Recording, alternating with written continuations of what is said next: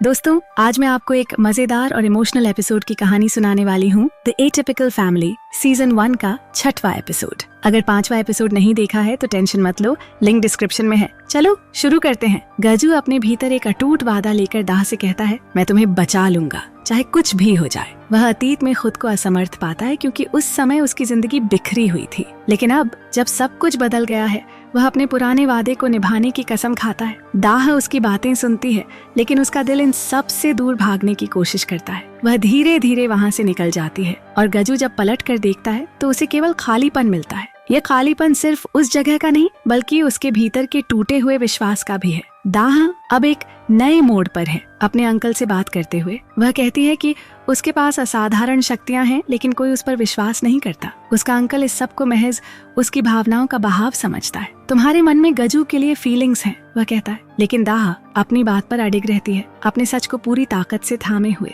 गजू का दिल टूट चुका है। वह अपनी बेटी ईना के साथ जुड़ने की कोशिश करता है, लेकिन वह दूरी बनाए रखती है। गाड़ी के अंदर बैठे हुए गजू उससे पूछता है, क्या तुम मुझसे बात नहीं कर सकती? लेकिन ईना उसकी ओर एक ठंडी खामोशी से देखती है। गजू का दिल चूर चूर हो जाता है, पर वह फिर भी हार नहीं मानता। वहीं दाह अपने अतीत की उलझनों और वर्तमान की चुनौतियों में फंसी हुई है। वह गजू से साफ साफ कहती है, तुम्हारे पास वह ताकत नहीं है जो मुझे बचा सके, और सच कहूँ मैं तुम्हारे परिवार के साथ और नहीं रह सकती। उसकी आवाज में दर्द है, लेकिन उसके फैसले में दृढ़ता। वह अपनी राह चुन लेती है, गजू को वहीं छोड़कर चली जाती है। गजू के जीवन में सब कुछ बिखर रहा है। उसकी पत्नी उसे ताने देती है कि वह अपनी बॉडी को शेप में क्यों ला रहा है, क्या वह एक और बच्चा चाहता है? लेकिन गजू अंदर ही अंदर एक नई शुरुआत की उम्मीद के साथ संघर्ष कर रहा है। घर में सब कुछ ठहर सा गया है। गजू खाना बनाने की कोशिश करता है, लेकिन जलती हुई कड़ाही की गंध उसे याद दिलाती है कि उसकी जिंदगी में अभी भी कितनी खामियां हैं। उसकी बेटी ईना, जो कभी उसके करीब थी, अब उसे पूरी तरह से इग्नोर कर देती है। अंत में गजू दाह के पास पहुंचता है, जो अपने सामान को फेंक रही होती है। वह उसकी मदद करना चाहता है, लेकिन दाह उसे दूर कर देती है। वह कहती है, मुझे तुम्हारी मदद नहीं चाहिए, मैं सब कुछ खुद संभाल सकती हूँ। दाह का गुस्सा और निराशा जैसे उसकी आंखों में बसी हुई थी। उसने गजू से सख्त आवाज में पूछा, मेरा सामान कहाँ है? गजू ने हल्की हिचक के साथ जवाब दिया और एक एक करके उसके सामान को बाहर लाने लगा। दाह ने सामान को ठंडी नजरों से देखा और कहा, बस इतना ही था? गजू के शब्दों में बेबसी झलक रही थी। हमें बात करने की जरूरत है। लेकिन दाह ने उसकी ओर देखा तक नहीं और अपने कमरे में चली गई। दूसरी ओर दाह काम कर रही थी। उसके हाथ में चोट लगी हुई थी, लेकिन काम के दबाव में वह उसे नजरअंदाज कर रही थी। तभी गजू वहां आया और उसे दवा देते हुए मदद की पेशकश की। दाह ने गजू से सख्त लहजे में पूछा, तुम यहाँ क्या कर रहे हो? तुम्हें आने की इजाजत किसने दी? गजू ने शांत स्वर में जवाब दिया, मुझे तुम्हारी जरूरत थी। तुम्हें समझना होगा कि मैं यहाँ मदद के लिए हूँ। लेकिन दाह की आवाज कटीली थी। तुम्हारी जरूरत मुझे नहीं है, तुम जा सकते हो। फिर भी गजू ने हार नहीं मानी। उसने वहाँ के लोगों को कपड़े दिए और अपनी ओर से मदद की पेशकश जारी रखी। दाह ये देखकर और भी भड़क गई। तुम्हें ऐसा करने के लिए किसने कहा? उसने चिल्लाकर पूछा। गजू ने उसकी ओर देखते हुए धीमे से कहा, तुम्हें अकेले नहीं रहना चाहिए, कोई है जो तुम्हारा इंतजार कर रहा है। दाह के शब्द तीखे थे। तुम्हारी बातें मुझे समझ में नहीं आती। उधर ईना स्कूल में दाह का सामना करती है। उसके शब्दों में गुस्सा और घबराहट दोनों थे। तुमने मेरे पिता से मेरे बारे में क्यों बात की? क्या तुम समझती हो कि इससे मेरा भरोसा टूटेगा? दाह शांत थी। उसने जवाब दिया, मैंने कुछ नहीं कहा। लेकिन ईना ने गुस्से में उसे घूरते हुए कहा, तुम्हारी चुप्पी तुम्हारे झूठ का सबूत है। ईना के सवाल और गुस्से ने दाह को भीतर तक झकझोर दिया। उसने धीरे से कहा, शायद मैं तुम्हारे मन की बात समझ सकती हूँ, लेकिन मैं इसे तुम्हारे खिलाफ इस्तेमाल नहीं करूंगी। बातों के बीच ईना ने दाह पर तंज कसते हुए कहा, तुम्हारी शक्तियों का इस्तेमाल तुमने सिर्फ अपने फायदे के लिए किया है। अगर तुम सचमुच ईमानदार होती तो ये सब बातें सामने ना आती। दाह का चेहरा टूटे हुए विश्वास की परछाई सा दिख रहा था। मुझे माफ कर दो, उसने धीरे से कहा और वहाँ से चली गई। गजू और दाह के बीच भी तनाव बढ़ता जा रहा था। गजू ने उससे कहा, तुम्हें पता है कि ईना ने घड़ी चुराई है? वह क्यों ऐसा कर रही है? दाह ने ठंडे स्वर में जवाब दिया, उसने ऐसा इसलिए किया क्योंकि वह अपनी पहली दोस्त को खुश करना चाहती थी, लेकिन उसकी यह आदत उसे और आगे नुकसान पहुंचा सकती है। उसे मेरी नहीं, तुम्हारी जरूरत है। गजू ने अपने भीतर के दर्द को शब्दों में ढालते हुए कहा, मुझे नहीं पता कि पिता कैसे बनते हैं, लेकिन तुमने मुझे ईना तक पहुंचने का रास्ता दिखाया। शायद तुम मुझे मेरे अतीत में भी ले जा सकती हो, जहां मैं उसकी परवाह करना सीख सकता था। दाह ने उसकी ओर देखा। उसकी आंखों में दर्द था। मैं नहीं जानती कि कैसे करना है। मैंने अपने पिता का प्यार कभी महसूस नहीं किया। यह कहकर वह गाड़ी से उतर गई और दूर चली गई। गजू ने उसके पीछे चिल्लाते हुए कहा, मैं समय में पीछे जाकर सब कुछ ठीक करने की कोशिश करूंगा, तुम्हें बचाने की कोशिश करूंगा। लेकिन दाह ने उसकी बातों को सुना पर जवाब नहीं दिया। इस बीच दूसरी ओर परिवार में गहरी दरारें और रहस्य बढ़ते जा रहे थे। दाह की अनुपस्थिति ने सभी को अपनी अपनी जगह पर असुरक्षित कर दिया था। कोई अपनी योजना में उलझा हुआ था तो कोई अतीत के बोझ से जूझ रहा था। डोंगी अपने चेहरे पर एक अनजानी बेचैनी के साथ घर लौटती है।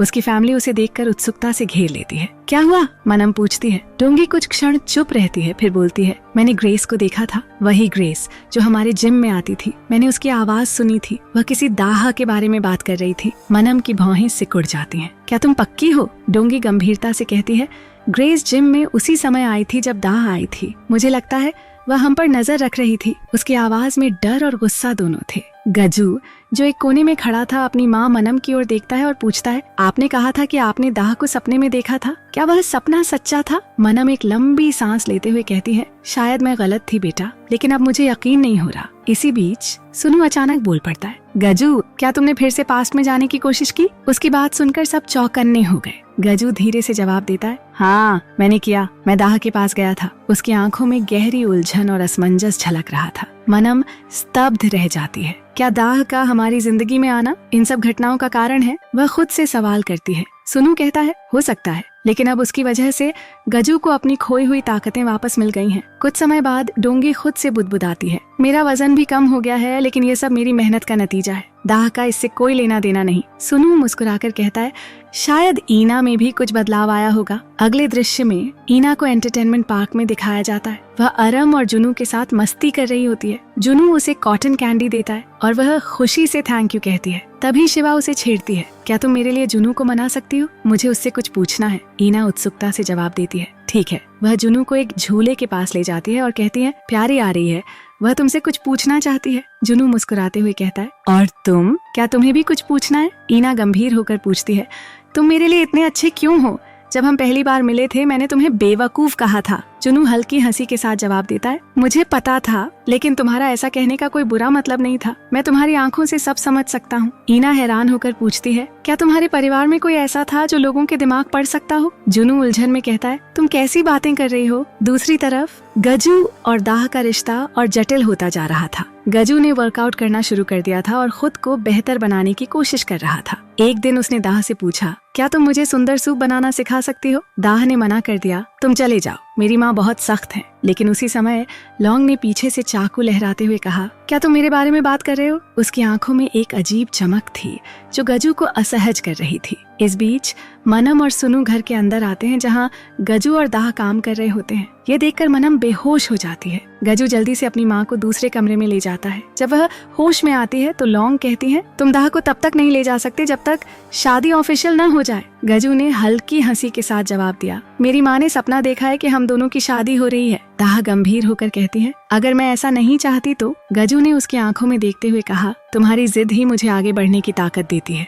तभी गजू अपने दिल की गहराइयों से दाह को एक अंगूठी सौंपते हुए कहता है, तुम्हारे जीवित होने का ये सबूत मेरी उम्मीदों की किरण है। मैं एक दिन तुम्हें बचा लूंगा। उसकी आवाज में आत्मविश्वास था, लेकिन उसकी आंखों में अतीत का दर्द झलक रहा था। दूसरी ओर दाह की दुनिया में एक अलग हलचल थी। उसका परिवार एक महत्वपूर्ण मील के पत्थर का जश्न मना रहा था, 50वीं जीत। यह उत्सव के क्षण थे, लेकिन गणेश के शब्द दाह के मन को विचलित कर गए। वह तंज कसते हुए कहती है, तुम कितनी चालाक हो। गजू तुम्हें लेकर कितना गंभीर है। वह अब शराब भी नहीं पीता और अपनी जिंदगी बदलने के लिए कड़ी मेहनत कर रहा है। दाह ने अपने भीतर उठते भावनाओं के तूफान को दबाने की कोशिश की। वह बस इतना कह पाई, मैं थक गई हूँ, सोने जा रही हूँ। कमरे में लौटने पर उसे सना का संदेश मिला जिसमें शादी की बधाइयाँ दी गई थीं, लेकिन उसके भीतर कहीं एक उलझन थी। बाद में उसकी दोस्त अपीलो उससे पूछती है, क्या तुम्हें गजू से लगाव हो गया है? अगर तुम शादी नहीं करना चाहती तो मत करो। अपीलो के शब्दों ने दाह के मन की उलझन को और बढ़ा दिया। इस बीच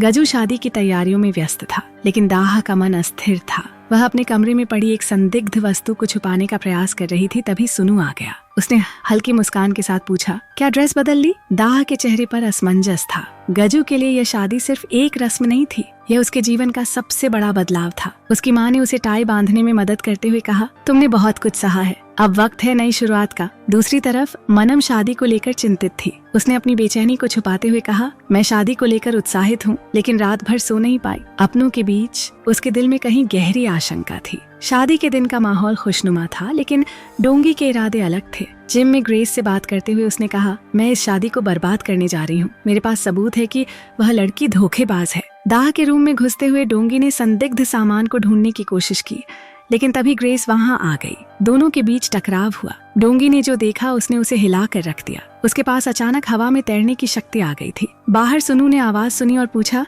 क्या तुमने सपने में कुछ और देखा था? मनम ने रहस्यमयी लहजे में कहा, तुम्हें जल्दी पता चल जाएगा। दाह ने गजू को एक सच्चाई से रूबरू कराया जिसने उसकी आत्मा को झकझोर दिया। मैं एक धोखेबाज हूँ। मेरी माँ तुम्हारे परिवार को निशाना बना रही थी। मैं तुम्हें माफ करने की हकदार भी नहीं हूँ। तुम्हें बचाने का दावा करने वाले तुम मुझे नहीं बचा सकते। इतना कहकर दाह वहाँ से चली गई। गजू खड़ा रह गया, उसकी आंखों में सवालों का तूफान और दिल में टूटे सपनों की चीखें। और इसी के साथ एपिसोड खत्म हो जाता है। तो दोस्तों, अब हम अगले एपिसोड में मिलेंगे। तब तक के लिए अलविदा।